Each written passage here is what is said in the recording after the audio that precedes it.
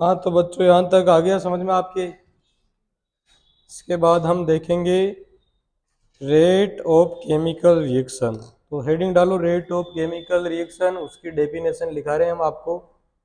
Rate of chemical reaction next heading है अपनी, rate of chemical reaction.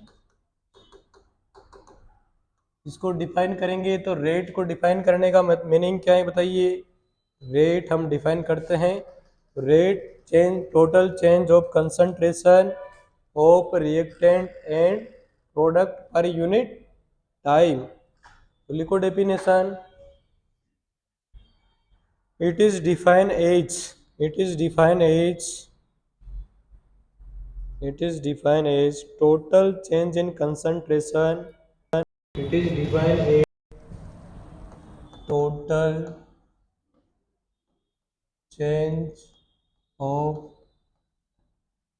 concentration of reactants and product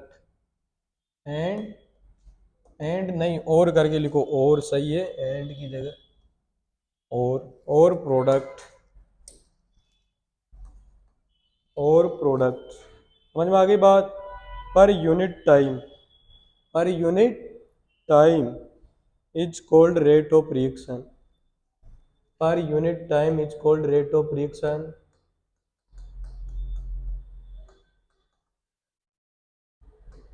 is called rate of reaction. Reactant और product की जो total concentration है उसमें क्या चेंजेज हुआ है टाइम के रेस्पेक्ट, वही क्या है, रेट ऑफ रिएक्शन है। जैसे इधर देखो एक हाइपोथेटिकल रिएक्शंस को अज्यूम करो जिसमें रिएक्टेंट और प्रोडक्ट के स्टाइकोमेट्रिक कोफिशिएंट 1 1 है। अब ये कोई भी हो सकते हैं।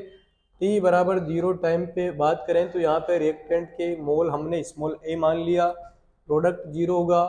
After some time 5 second 10 second 20 second में इसमें से क्या हो जाएंगे, एक्स मोल कंज्यूम हो जाएंगे, ये एक्स बन जाएंगे। और जब कंप्लीशन होगा, कंप्लीशन किसी पर्टिकुलर टाइम पे होगा, जैसे रिएक्शन कंप्लीट हो रही है 50 सेकेंड में या फिर 10 की पावर 3 सेकेंड में, तो वो कंप्लीशन टाइम है। उस टाइम पर क्या हो जाएगा, ये 0 हो जाएगा, और ये इनफाइनाइट टाइम पे भी ये 0 हो जाएगा और ये ए हो जाएगा, क्योंकि इनफाइनाइट टाइम पे फिर बचा ही नहीं, कंसंट्रेशन बची ही नहीं तो कंज्यूम होगा ही नहीं। समझ में आ गई बात। तो क्या हो रहा है यहाँ से, यहाँ पर हम कंसंट्रेशन की जो वैल्यू देखते हैं, अगर टी 0 टाइम पे कंसंट्रेशन देखते हैं तो रिएक्टेंट की ए, और टी टाइम पे देखते हैं तो ए माइनस एक्स।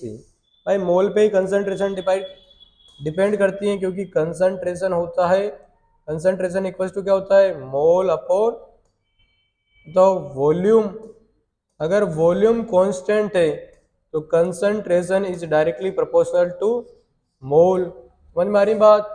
मोल पे डिपेंड करें, जो मोल का रेशो रहेगा वही कंसंट्रेशन का रेशो रहेगा। आ रहा है समझ में। तो यहां पर हम रेट ऑफ रिएक्शन लिखेंगे तो कैसे लिखेंगे, रेट ऑफ रिएक्शन। सबसे पहले मैं रिएक्टेंट के लिए लिख रहा हूं, फिर प्रोडक्ट के लिए लिखूंगा। Rate of reaction for reactants, for reactant, reactant के लिए रेट लिखूंगा तो मैं ऐसे लिखूंगा, यहाँ पे लिखूंगा आर, आर रेट, और रिएक्टेंट के लिए कैपिटल आर। तो change in concentration of reactant, reactant की बाद में कंसंट्रेशन क्या हो गई अपने पास, ए माइनस एक्स, पहले क्या थी ए। ग्राफ प्लॉट कर रहे हैं तो ग्राफ में भी आप देख रहे हो, ग्राफ में क्या हो रहा है बताइए, ग्राफ के अंदर रिएक्टेंट की कंसंट्रेशन डिक्रीज हो रही है या नहीं हो रही है, हो रही है। ये कौन सा, ये टाइम ग्राफ है, और वाई एक्सेस में कंसंट्रेशन है। टी बराबर 0 पे बताइए रिएक्टेंट के मोल बताइए कितने हैं, ए। समझ में आ रही बात। अगर कंसंट्रेशन पूछो तो क्या है, ए अपॉन वी, क्या है, ए अपॉन वी। समझ में आ रही बात। और यहाँ पर ये इस टाइम पे बात कर रहे हैं हम, किसी पर्टिकुलर टाइम पे, जैसे इस टाइम पे बात कर रहे हैं हम। इस टाइम पे क्या होगा, इस टाइम पे इसकी कंसंट्रेशन डिक्रीज हो गई, और क्या हो गई, ए माइनस एक्स। तो यहाँ पर हम लिखेंगे change in concentration of reactant, तो क्या लिखूंगा मैं, R2 minus R1 divide by T2 minus T1, ऐसे लिखूंगा। R2 का मतलब है, R2 का मतलब क्या है, concentration of reactant eight T time, तो T टाइम पे कंसंट्रेशन क्या है, A माइनस एक्स, तो A माइनस एक्स, और पहले क्या थी, जीरो टाइम पे स्मॉल a, और फाइनल जो टाइम है वो T है, इनिशियल टाइम जीरो था। तो अपने पास यहाँ इसको सोल्व करेंगे तो ये इससे ऐसे a कैंसिल हो जाएगा, तो माइनस एक्स बाय टी हो गया। अब यहाँ पर इसका मीनिंग ये नहीं है कि रेट नेगेटिव है, इसका मीनिंग ये है रेट कभी नेगेटिव हो नहीं सकती। रेट नेगेटिव हो सकती है क्या, नहीं हो सकती। नेट नेगेटिव देखा है आपने, कहाँ देखा है नेट नेगेटिव, हाँ,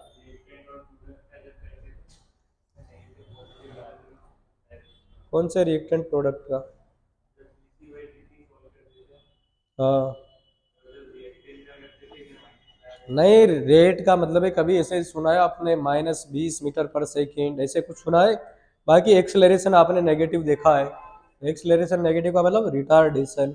बाकी रेट कभी भी नेगेटिव नहीं हो सकती, तो इस माइनस नेगेटिव साइन का मतलब रेट नेगेटिव नहीं है। इसका मीनिंग ये है कि जो रिएक्टेंट की कंसंट्रेशन है वो टाइम के अकॉर्डिंग डिक्रीज हो रही है, ये मीनिंग है इसका। इसका सिग्निफिकेंट मीनिंग क्या है, इसका सिग्निफिकेंट मीनिंग ये नहीं है कि रेट नेगेटिव है, बट इतना इसका सिग्निफिकेंट मीनिंग है कि टाइम के अकॉर्डिंग रिएक्टेंट की कंसंट्रेशन डिक्रीज हो रही है, वह समझ में आ रही बात। और प्रोडक्ट के केस में क्या होगा, प्रोडक्ट के केस में देखो पहले जीरो था, फिर एक्स, फिर ए, तो क्या होगा प्रोडक्ट के केस में, इंक्रीज हो गया।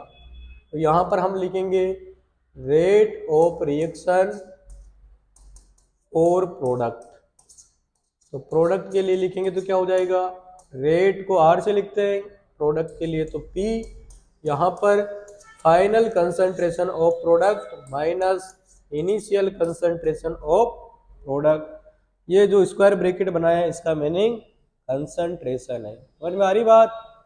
डिवाइड बाय जो टाइम था T2 minus T1 time interval, तो यहाँ पे देखो, यहाँ पर T1 टाइम पे बताइए, T1 टाइम पे बताइए क्या था, T1 टाइम क्या था, जीरो, और T2 टाइम पे बताओ प्रोडक्ट की कंसंट्रेशन, T2 टाइम पे प्रोडक्ट की कंसंट्रेशन क्या हो गई, पहले क्या था, जीरो, प्रोडक्ट जीरो था, फिर एक्स हो गया, आ रहा है समझ में। तो यहाँ पर हम लिखेंगे तो क्या हो जाएगा, यहाँ पर हो जाएगा अपने पास x final concentration of product minus initial concentration of product, क्या हो गया, जीरो। फाइनल टाइम अपने पास क्या है, टी, और इनिशियल टाइम जीरो, तो T minus zero, T difference आएगा, तो यहाँ पर एक्स अपॉन टी आएगा, पॉजिटिव आएगा। तो यहाँ पे पॉजिटिव आने का मतलब ये नहीं है कि रेट पॉजिटिव है, रेट तो हमेशा पॉजिटिव ही होती है। इसका मीनिंग यह है कि कंसंट्रेशन ऑफ प्रोडक्ट टाइम के रेस्पेक्ट में क्या हो रही है, इंक्रीज हो रही है। तो नेगेटिव पॉजिटिव का आपको हम साइन दिखाएंगे, समझ में आ गई, सिग्निफिकेंट मीनिंग बताएंगे। तो यहाँ पर हम रेट ऑफ रिएक्शन लिखेंगे, तो क्या लिखेंगे, rate of reaction, rate of reaction क्या होती है, change in concentration of reactant, तो ये होगी DC अपॉन DT, क्या हो जाएगा, DC अपॉन DT हो जाएगा, या delta C upon delta T हो जाएगा, क्या हो जाएगा, डेल्टा C बाय डेल्टा। वो अभी समझ में आएगा डेल्टा कब होता है, DC कब होता है, ये तो इंस्टेंटेनियस रेट है, एवरेज है।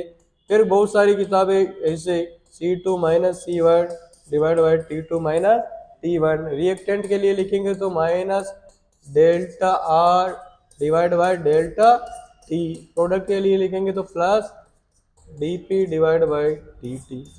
आपको तो केवल इतना लिखना है अभी, rate equals to DC upon DT। अभी थोड़ा धीरे समझ में आएगा, बट आएगा ही। वैसे आ गया होगा, आइडिया लग गया होगा कि प्रोडक्ट के लिए नेगेटिव क्या है, पॉजिटिव क्या है, समझ में आ रहा है, तो लिखो।